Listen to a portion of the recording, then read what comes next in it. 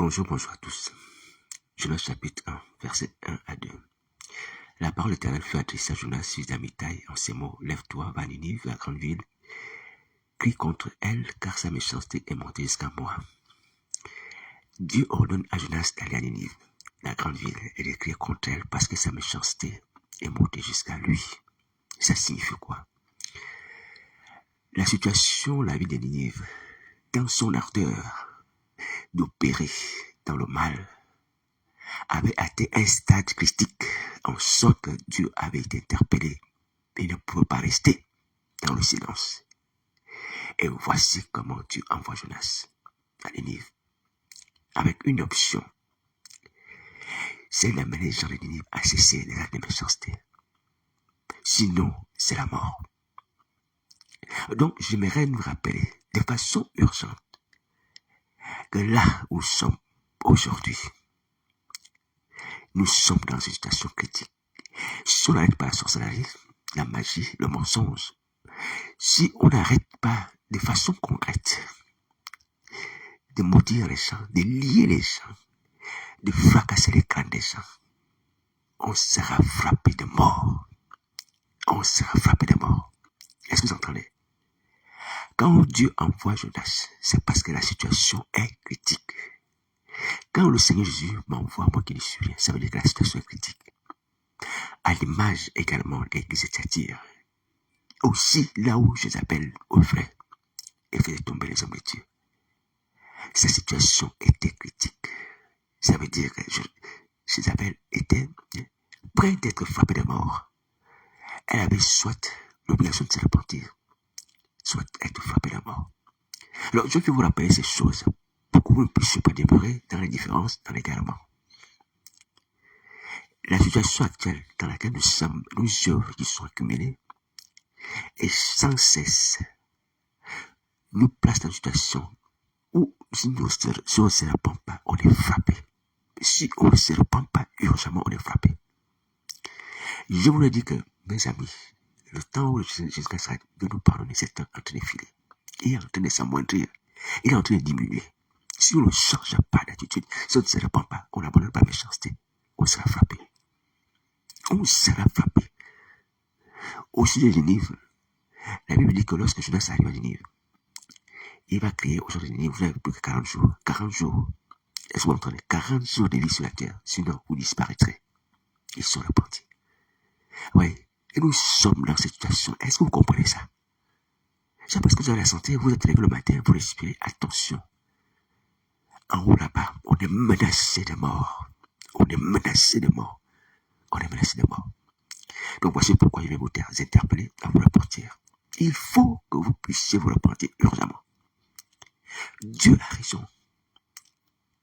Les actes de méchanceté de Ninive, on peut imaginer, à juste titre, il s'agissait du vol, il s'agissait de l'adultère, il s'agissait du mensonge, il s'agissait de l'idolâtrie. Nos actes de méchanceté sont aussi pareils. Et Christ nous les a clairement identifiés. Comme le fait de voir les gens en plein culte, soi-disant, on appelle les gens pour les bénir, imposer les mains sur la tête. Non, ce sont des voiles sataniques. Des voiles sataniques qu'on met sur les gens. On appelle les gens soi-disant à les faire baptiser. Non, on les fracasse le crâne avec des faux sataniques. On tue les âmes. On tue les âmes. Et tant que vous êtes dans une situation d'agent de la méchanceté, d'agent du diable, le nombre de meurtres augmente. Qu'est-ce que tu as fait la nuit? Toi, dans la situation, qu'est-ce que tu as fait? Dans avec cet esprit malade, qu'est-ce que tu as fait? Tu as augmenté le nombre des actes de méchanceté. Tu as augmenté le nombre des actes de méchanceté, le nombre de crimes, le nombre de malédictions, le nombre d'enchantements. C'est ce que tu ne fais que faire. C'est ce que tu ne fais que faire tant que tu es en vie. Tu veux remplir la terre de méchanceté. Toi, tu veux voler toute la population terrestre, selon le Seigneur Satan le diable. C'est ça. C'est ça. Toi, disant, on va créer des ministères, on va établir des églises. Non, c'est pour voler les gens. Donc, toute la population mondiale, c'est ce que tu as ambition de faire. C'est-à-dire que si Dieu te laisse en vie, toi, tu es une femme, comme ce sont les femmes qui font ça, en gros. C'est ce que tu as ambition de faire. C'est ça. Mais tu ne vas pas y arriver. Je te dis, au nom de Jésus, tu ne vas pas y arriver. Tu ne vas pas voiler le monde entier. Tu vas te frapper par Jésus-Christ de Nazareth. Alors non, si tu crains pour ta vie, tu arrêtes maintenant. Tu arrêtes maintenant. Tu arrêtes maintenant de voir les gens. Tu arrêtes. Pareil pour les hommes. Tu penses que parce que tu as envie, que tu sais prêcher, que tu as la parole de Dieu, que tu invites les gens, les faux baptêmes. Ouais. Des fausses soirées de défense. Ou dans le secret, tu les tues. Et tu vas pouvoir tuer toute la population mondiale.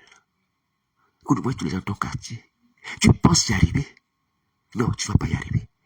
Jusqu'à ce que tu te frappes avant.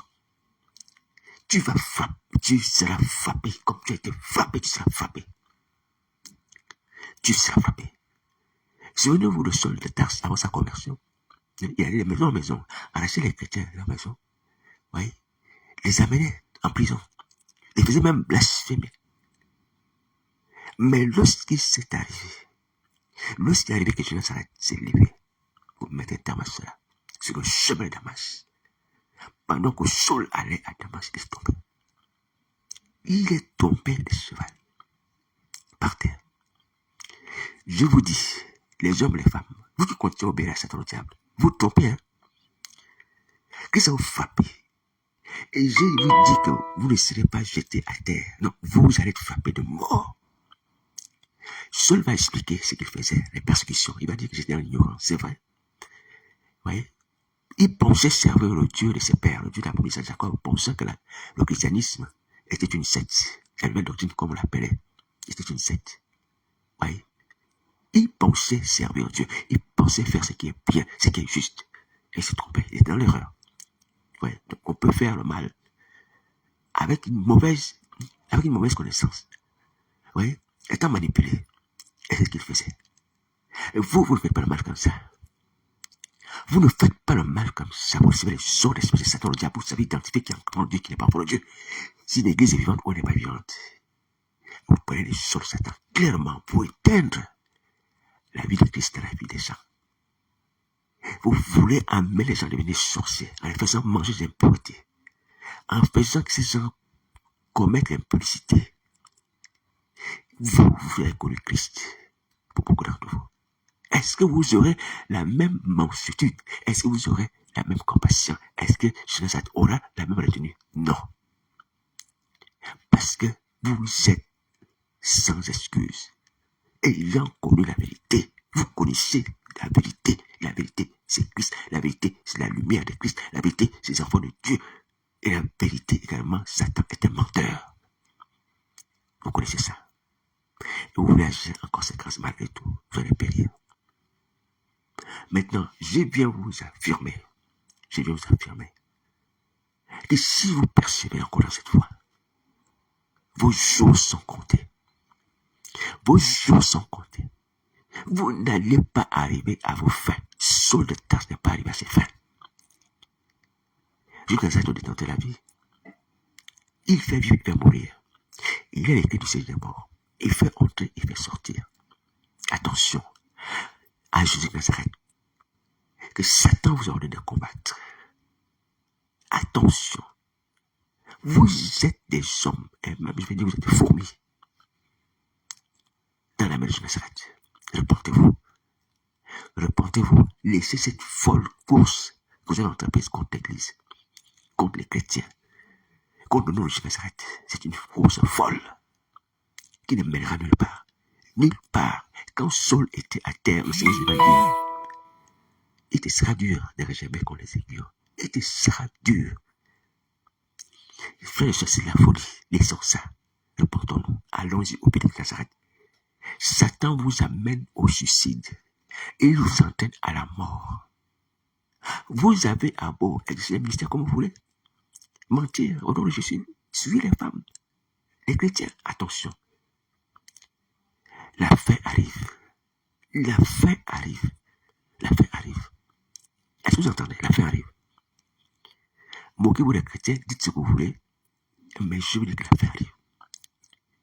Donc, vous avez le témoignage que Nazareth aussi veut vous sauver malgré tout. Comme je l'ai envoyé aux gens de Ninive. Parce que certes, Dieu voyait la méchanceté. Et Dieu veut aussi sauver des livres. Il va leur donner un délai de 40 jours pour pouvoir changer d'attitude. Et heureusement pour eux, ils sont repentis, ils ont changé d'attitude. Donc, vous avez peu de temps. À partir où je vous parle ici, j'ai reçu un ministère d'avertissement. D'avertissement vis-à-vis du peuple de Dieu, des gens qui pêchent, pour vous dire que arrêtez. Le temps est compté. Le temps est compté. Mais puis moi, je n'ai rien, je n'ai pas d'argent, je ne suis pas riche, c'est pas grave. Mais je vous dis que cette parole est une parole vivante. C'est une parole qui est sûre et certaine. Le temps est compté. Si quelqu'un craint pour sa vie seulement, c'est de partir. Et il ne s'agirait pas simplement que nous jeter sur le temps, nous jeter sur le lit, comme le dit à Isabelle, le Seigneur Jésus. Et c'est également nous jeter dans les temps de feu de souffle, où personne ne sort, où il y a des souffrances et des tourments éternels. Réalisez ça aujourd'hui. Réalisez ça. Voici la parole de Nazareth. Donc, vous arrêtez toutes les œuvres macabres et démoniaques que vous avez encore en programme, en projet d'accomplir aujourd'hui chaque jour. Et vous reprenez ce que vous avez fait. La terre et ce l'enfer appartient à Dieu, à son Fils. Nous sommes des étrangers sur la terre, comme pour dire la Bible. Nous sommes des étrangers. Encore moins, nous ne sommes pas propriétaires de l'Église. Donc, vous arrêtez, vous arrêtez, vous arrêtez. Les gens complètement vous arrêtez, vous vous reportez. Vous arrêtez les sorcelleries, les magies, les manipulations, les mensonges, les problèmes, vous arrêtez. Est-ce que vous entendez? Voici la page de Nazareth. Satan est vaincu depuis. Ça peut être dans le feu du souffle. Il n'y a pas de salut pour Satan. Il n'y a pas de grâce pour Satan. Mais le salut pour vous, la grâce pour vous. Maintenant, si vous endurcissez, vous voulez rester dans cette voie, c'est à vous risquer péril. Mais sachez-le, je vous dis, sachez-le, que Nazareth veut vous sauver. Il veut vous sauver. Et vous a proposé le salut. Et continue à vous proposer le salut. Mais vous vous endurcissez sur Satan le diable. Satan qui est condamné dans les feux. Satan qui n'a aucun pouvoir. Même devant un enfant de Dieu, on dit que Satan tombe au nom de Jésus. Vous voulez le suivre? Vous voulez le suivre? Lui, c'est démon. Vous sentir la colère de Jésus. Dans ce siècle-ci, et dans ce siècle-ci, dans le siècle à venir, c'est-à-dire dans le grand tribunal aussi. Est-ce que vous entendez? Repentez-vous et vous arrêtez la sorcellerie, les faux ministères. Non seulement à cause des péchés, mais pour n'être droit. Christ ne nous a pas envoyé. Vous n'avez plus les qualificatifs pour exercer le ministère, les hommes comme les femmes. À partir du moment où vous avez régné jusqu'à Nazareth, vous avez tout régné, vous n'êtes plus qualifié pour exercer le ministère. Est-ce que vous entendez ça? Le propriétaire dit que vous n'avez plus les qualificatifs pour exercer son ministère. Même sur vous avez reçu l'appel. À partir du moment où tu as régné Jésus, tu as le titre de pasteur comme une carapace. Et tu as régné Jésus. Dans le fond, tu n'es plus qualifié de tenir au micro.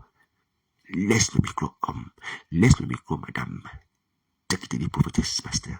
Laisse le micro. Laisse le micro. Laisse le micro. Voici ce que jusqu'à cette laisse le micro, va te l'apporter. Voilà, donc, je vous ai averti, et je vous avertis encore la page de Nazareth, jusqu'à ce que lui-même, il mettra un terme à ce moment. Lui-même connaît le temps. Mais je vous dis que le temps où il va mettre un terme à ces messages d'avertissement est proche. Ce temps est proche. Les gens de France, comprenez ce que je vous dis. Ce temps est proche. Repentez-vous, confessez vos péchés. Maintenant vos secrets, allez vous repentir. Allez vous repentir. Demandez parce que vous pouvez y arriver. Manassé qui pratique la sorcellerie, la magie, c'est la pratique tout seul. Arrêtez sur Satan, arrêtez sur le démon, arrêtez d'avoir peur. Hier, je vous dis qu'il faut crier à Jésus Nazareth. Bartimée a crié plus fort que la foule. Criez au Seigneur qui n'est pas loin. Même dans ton cœur, Christ agira. Il va t'aider, il va te secourir, il va te délivrer. Et il pardonnera tes péchés. Vous ne pouvez pas repentir. Vous saurez ce que c'est, la colère de Jésus. Parce que pour l'instant, nous connaissons ce que c'est la grâce de Dieu. Nous pouvons la définir. La grâce de Dieu, c'est le pardon. La grâce de Dieu, c'est la patience. La grâce de Dieu, c'est la purification. Mais la colère de Dieu aussi, on va bien la sentir. Et là, ce sera dans les temps de feu de souffle. Quand vous allez sentir comment votre corps, votre âme est en train de brûler dans un feu, éternellement, vous allez sentir ce que c'est la colère de Dieu. Vous allez sentir ça. Alors donc, je vous prie, si quelqu'un craint pour sa vie, c'est le portier, d'arrêter vos misères, mon son de sorcellerie. C'est le portier. repentir, de prendre exemple sur Manassé, qui s'est repenti de ses péchés, tout seul. Et si à besoin, vous pouvez contacter un frère que le Saint-Esprit qui exerce, il va prier avec vous. Mais prenez ces paroles en considération. Prenez ces paroles en considération.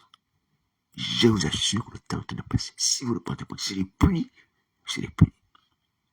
Repentez-vous. Demandez la délivrance. Demandez l'onction de cet esprit. Demandez le changement de vie. Satan est vaincu. Satan est dépouillé. Satan n'a plus aucun pouvoir. Il pour la mort. Christ a pris les clés de la mort. Le sujet mort. Satan tombe au nom de Jésus. Les démons fuient à cause du sang de Christ. Pourquoi vous n'allez pas vers Nazareth? L'ennemi nous a été vaincu, dépouillé depuis que temps. Aujourd'hui, toujours dépouillé. Quelle est cette peur qui peut vous empêcher de prier alors que vous voyez bien qu'on le sang de Christ agit? Vous voyez bien qu'on le nom de Jésus agit.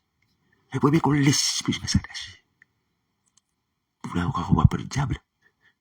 Le diable qui fuit au nom de Jésus Nazareth, la prochaine enfant de Dieu, où est cet esprit? Dieu qui tombe pas au nom de Jésus Nazareth.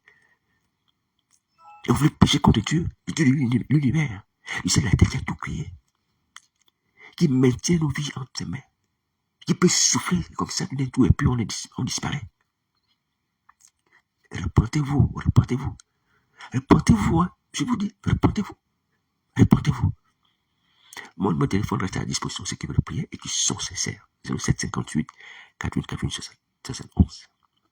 Voici la parole de Nazareth. L'Éternel des armées envoie Jonas. Il dit la méchanceté des gens de Ninive est montée jusqu'à moi. La méchanceté des gens de Ninive est montée jusqu'à moi. Va crier. Va crier. Tes œuvres, toi-même là, ce que tu te regardes, ce que tu fais, tu ne peux pas te dire que non, j'ai assez fait de mal. C'est toi, mais ça ne t'écœure pas. Est-ce que Dieu seul doit s'écœurer? Dieu seul doit être conscient que non, là, vous faites le mal aux gens de Ninive. Toi-même, tu ne vois pas le mal que tu fais aux gens. Dieu, ça te voit le mal. Les gens voient le mal. Ils se plaignaient certainement des habitants de Ninive. Toi-même, quand tu vois le mal que tu fais aux gens, que tu voiles, que tu détruis, tu bloques, les gens sont malheureux, mais ils pleurent. Les femmes qui pleurent parce qu'elles font des fausses couches à côté de sorcellerie. Et tu n'as pas fait une fois, mais tu le fais plusieurs fois. Tu ne peux pas te dire que non, comment je peux être aussi méchant? Tu ne peux pas te dire ça. Tu ne peux pas te dire ça dans ton cœur, dans ton esprit, non? Tu dois obéir à Satan. Est-ce que tu retiens quoi? C'est une fausse liberté? Ah non, sinon je serais torturé, il faut que je tue, sinon on va me tuer, il faut que je torture, sinon on va me torturer. Tu penses ça? Mais tu ne vas pas faire l'enfant. Tu ne vas pas faire l'enfant, tu seras supprimé au nom de Jésus. Tu seras supprimé. Tu n'as pas eu compassion des gens. Qui va avoir compassion de toi? Qui va avoir pitié de toi? Toi, tu as tout pour te sauver. Tu as tout pour te sauver. Tout. Tu continues avec tes victimes la journée. Tu vas continuer avec tes victimes la nuit. Le matin, tu te réveilles, ça te dirait. C'est que tu espères ça augmenter encore le lendemain. Nombre de malédictions, nombre de pièges, nombre de ruses, nombre de actes de méchanceté, augmenter. Tu vas tomber. Au nom de Jésus, tu vas tomber. Et je vous préviens, la prochaine fois, si quelqu'un prend mon nom dans ses prières, satanique démoniaque, que Christ vous frappe. Vous pouvez dire qu'il ne connaît pas. On fait ça en secret, on prie contre lui, on fait ceci contre lui. Je vous dis que Dieu qui voit toutes choses va vous frapper. Je le prie et je prie encore. Aujourd'hui même, quelqu'un, une femme, un homme, un marabout, sorcier, autorité, riche, pauvre, malheureux, misérable, ayant tout, ayant rien, quiconque médite ou reçoit mission comme la personne que Christ te frappe, comme Saul, que tu tombes. Que tu tombes. Que tu tombes. Voici la police. C'est que l'homme sème, il moissonnera. Que tu moissonnes, c'est que tu sèmes. Que tu moissonnes, c'est que tu sèmes. Sol est tombé sur chemin Damas. Et c'est avec pendant 3 jours. Je ne sais pas ce qui va advenir de toi. Est-ce que tu seras avec moi pendant 3 jours? Je ne sais pas. Mais Christ va t'arrêter. Il va t'arrêter. Il va t'arrêter. C'est pas possible. L'église qui est une maison de prière, un lieu de délivrance, de salut des âmes, où les gens, hein, quand tu te convertis, tu donnes ta vie à Jésus, ouais, tout ciel s'ouvre pour toi, tu entres au paradis. Et vous voyez, tu vis de la mort. Ça se fait à l'église. Et ce qui m'est arrivé, lorsqu'on m'a fait l'appel du salut, un dimanche à l'église, où les gens trouvent le salut, où les vies changent, ma vie a été changée. Moi qui étais alcoolique, qui buvait beaucoup d'alcool, qui fumait. Quand je donne ma vie à Jésus-Christ dans sa assemblée ce dimanche, j'ai envie de fumer, de boire. Oui, un lieu de délivrance où il y a des bonnes choses. Et vous êtes transformé en lieu de sorcellerie, de trafic, de destruction, de malédiction. Non. Si vous n'arrêtez pas, vous allez sentir la colère de Jésus comme il faut. Comme il faut. Comme il faut. Donc voici la parole de Christ. Donc dépêchez-vous de repartir.